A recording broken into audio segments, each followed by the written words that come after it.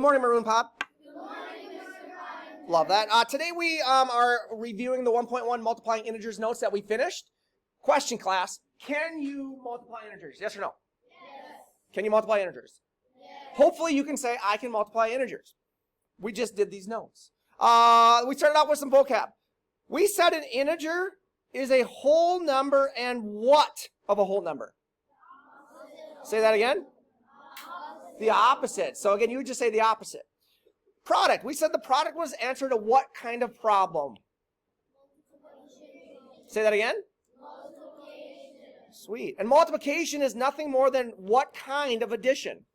Repeated addition. Repeated addition. And we have some examples of repeated addition down here in B and C.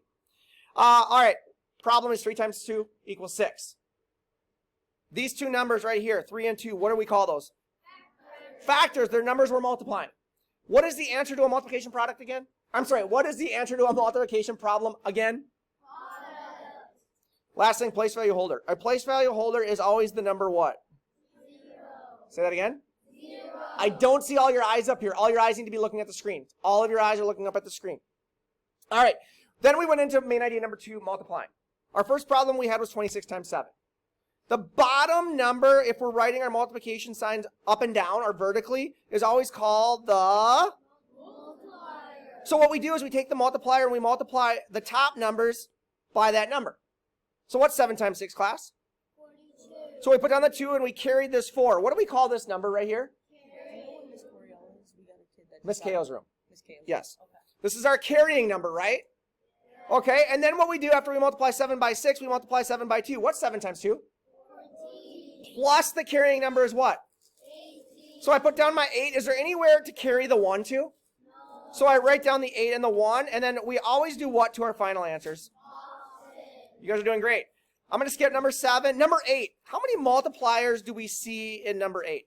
2. Say again? 2. There are 2 multipliers in number 8. So what we did, I'll go through this really quick, was we multiplied 8 by 9. We got 72. We carried the 7. We multiplied 8 times 2, which is 16.